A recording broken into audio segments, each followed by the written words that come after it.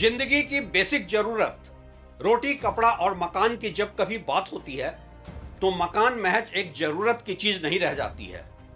यह बन जाती है आपके लिए एक एस्पिरेशन और दूसरों के लिए आपके आइडेंटिटी का रिफ्लेक्शन। लेकिन क्या आपने कभी सोचा भी है कि आप एक घर क्यों खरीदते हैं? या फिर जैसे सब लोग खरीदते हैं वैसे ही आप भी बस खरीद लेते हैं एक घर, बिना किसी कॉस्ट एंड बेनिफिट एनालिसिस किए, बिना समझे कि आप क्यों करने जा रहे हैं लाइफ की सबसे बड़ी फाइनेंशियल कमिटमेंट। घर खरीदते वक्त आप दिल से फैसला करते हैं या दिमाग से? क्या घर सिर्फ सिर छुपाने की जगह है या फिर है अगले 15-20 सालों की एक फाइनेंशियल लायबिलिटी? आखिर एक घर आपके लिए क्या है? जरूरत, इमोशन, इन्वेस्टमेंट या असेट? या फिर एक घर में ही आप ढूंढने लगते हैं वो सब कुछ ही, जरूरत भी, इमोशन भी, इन्वेस्टमेंट भी और फाइनेंशियल असेट भी? और आप ऐसा क्यों करते हैं? क्योंकि आप एक ऐसे कल्चरल कंडीशनिंग का शिकार हैं जहां की एक घर को आपके आइडेंटिटी या यूं कहें कि आपके वजूद, आपकी पहचान, आपकी सोशल रेपुटेशन से ही जोड़ दिया गया है। एक अपना घर है तो आप सेटल्ड हैं, चाहे कितना भी कर्ज में डूबकर क्यों ना खरीदें, चाहे ये आपकी फाइनेंशियल लीवरेज हो या लायबिलिटी। और अगर आपने घर नहीं है खरीदा तो फिर आप सेटल्ड नहीं हैं, शादी तक करने के लिए एलिजिबल नहीं है। और शायद इसलिए जितनी गलती एक आम इंडियन घर खरीदते समय करते हैं उतनी गलती किसी और प्रोडक्ट को खरीदते समय नहीं करते हैं, क्योंकि रैशनल माइंड और इमोशनल माइंड का कॉन्फ्लिक्ट हमेशा बना रहता है। और वो इसलिए कि यहाँ फाइनेंशियल एजुकेशन की कुछ ऐसी कमी है कि आपका एड्रेस, मतलब कि घर से तय होती हैसियत, वही आपका स्टेटस सिंबल है।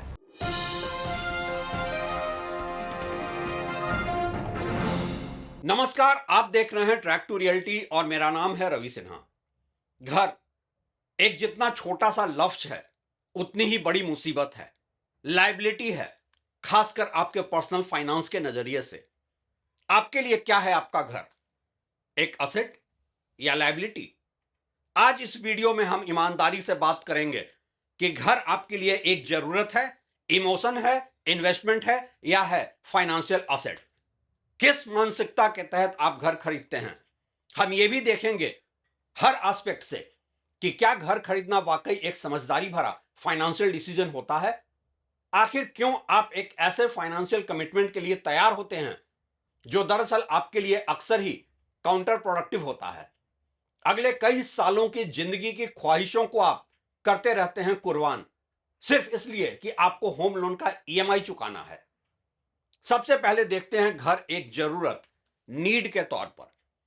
आपको हमेशा यह बताया जाएगा या यूं कहें कि एहसास कराया जाएगा कि घर सबसे पहले एक बेसिक जरूरत है।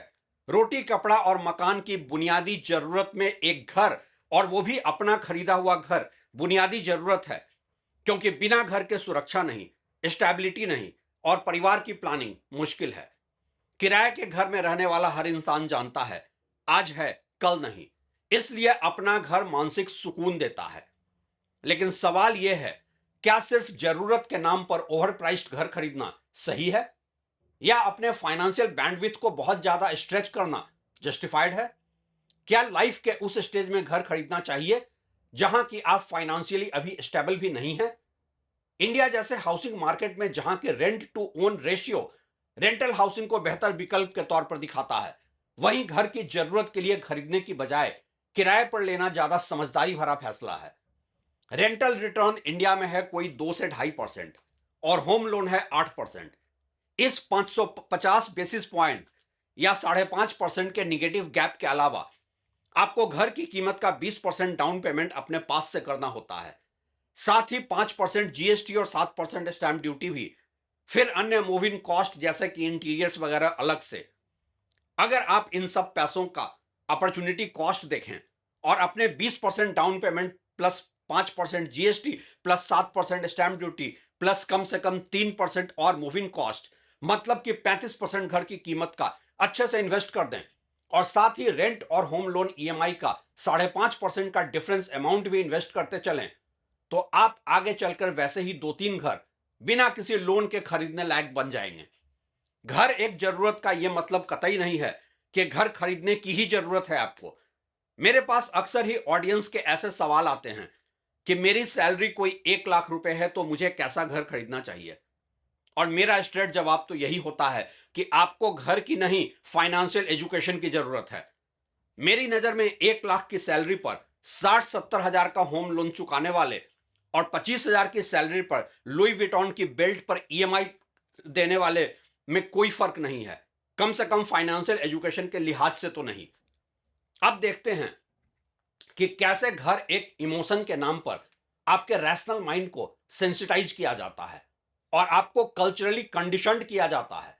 भारत में घर सिर्फ ईंट सीमेंट नहीं होता है, यह होता है माँ बाप का सपना, बच्चों का भविष्य, समाज में सेटल होने का सर्टिफिकेट। लेकिन अपना घर हो, यह लाइन जितनी छोटी है उतनी ही भारी कीमत छुपाए हुए है। समस्या तब होती है जब इमोशन दिमाग पर भारी पड़ जाए और हम इमोशन को उधार का इमोशन बनाने लग जाएं। आम इंडियंस एक घर अपनी फाइनेंशियल हैसियत से बढ़कर इमोशन के लिए ले लेते हैं और अक्सर ही वही घर उनके फ्यूचर के लिए एक चैलेंज बन जाता है। बात चाहे बहुत ज्यादा कर्ज में डूब जाने की हो या फिर कम उम्र में घर खरीदकर फिर पैरों में उस घर की बंधी बेड़ी की हो। बेहतर प्रोफेशनल मौके दूसरे शहर में मिलने पर वही अपना घर का इमोशन आपको रोकता है। बॉटम लाइन तो यहां पर यह है कि इमोशन का मतलब उधार का इमोशन नहीं होता है। अब बात करते हैं घर एक इन्वेस्टमेंट की और देखते हैं कि कैसा इन्वेस्टमेंट प्रोडक्ट है यह। अक्सर कहा जाता है कि प्रॉपर्टी में पैसा कभी डूबता नहीं है और हमेशा ही लोगों का वेल्थ क्रिएशन प्रॉपर्टी में हुआ है।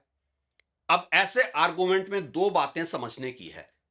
यह आर्गुमेंट उस दौर का है जब मार्केट में इन्वेस्टमेंट के नाम पर प्रॉपर्टी गोल्ड और बैंक फिक्स्ड डिपॉजिट ही हुआ करती थी और प्रॉपर्टी का मतलब होता था जमीन।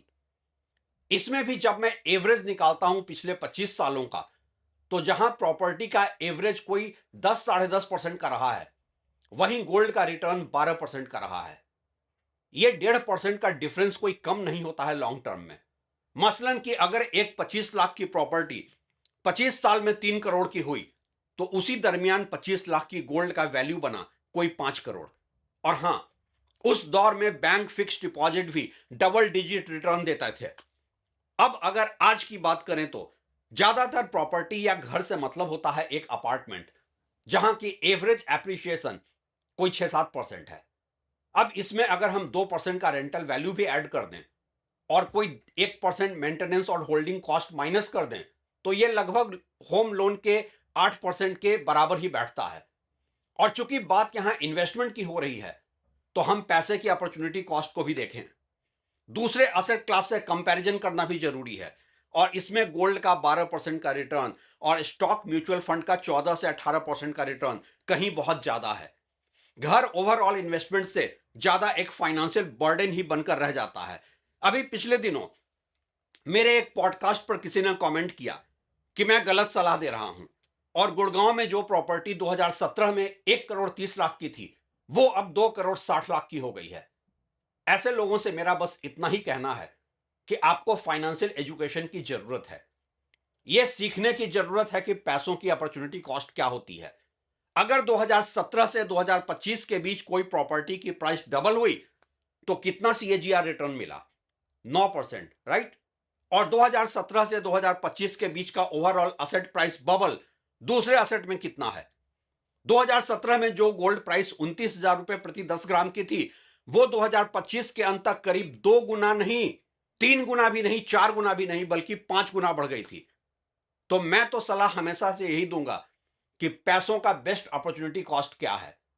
अगर आपको सिर्फ एब्सोल्यूट नंबर ही देखना है तो फिर बैंक एफडी में क्या बुराई है? हर साल आपके 1 करोड़ बढ़कर 1 करोड़ 6 लाख हो जाएंगे।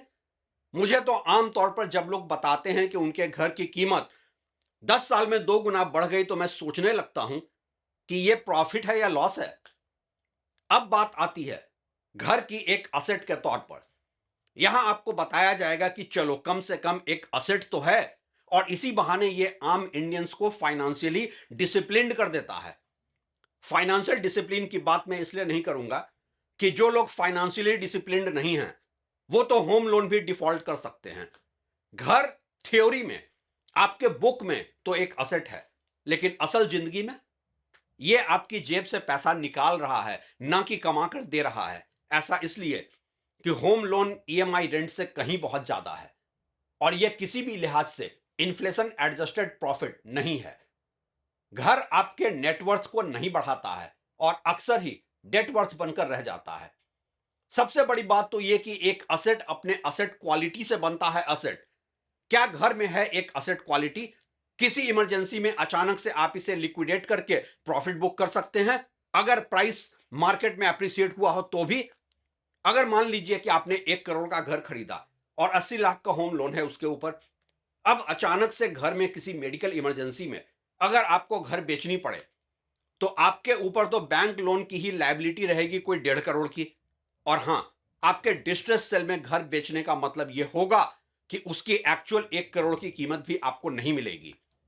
इसलिए घर कहीं से भी असेट क्वालिटी के तौर पर भी क्वालिफाई नहीं करता है। लेकिन फिर भी इंडिया में तो घर एक ही चीज नहीं है। यहां तो इमोशन को ही नीड, इन्वेस्टमेंट और असेट सब समझ लिया जाता है, बिना यह समझे कि इमोशन उधार से पूरा नहीं होता है। और एक पूरा इकोसिस्टम है आम इंडियंस को ऐसा समझाने के लिए, क्योंकि आपके घर खरीदने के बेनिफिशियरी आपको छोड़कर सब हैं।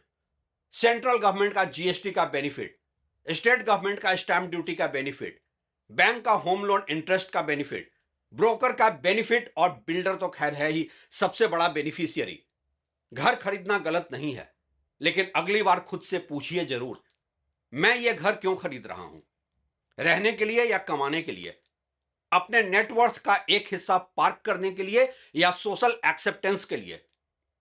फैसला मेरा दिल से है या दिमाग से? घर खरीदना चाहिए, लेकिन किसे खरीदना चाहिए और कब खरीदना चाहिए, बात इस पर होनी चाहिए, ना कि आप हर किसी को ही कन्विंस और कंफ्यूज करने लगें कि एक घर खरीद लो। अगर आप चाहते हैं कि इस मुद्दे पर और क्लैरिटी हो कि घर कब और किसे खरीदना चाहिए और कब आप घर खरीदने के लिए फाइनेंशियली क्वालिफाई कर जाते हैं, तो इस पर मैं अलग से एक वीडियो बना सकता हूं। अभी के लिए शुक्रिया।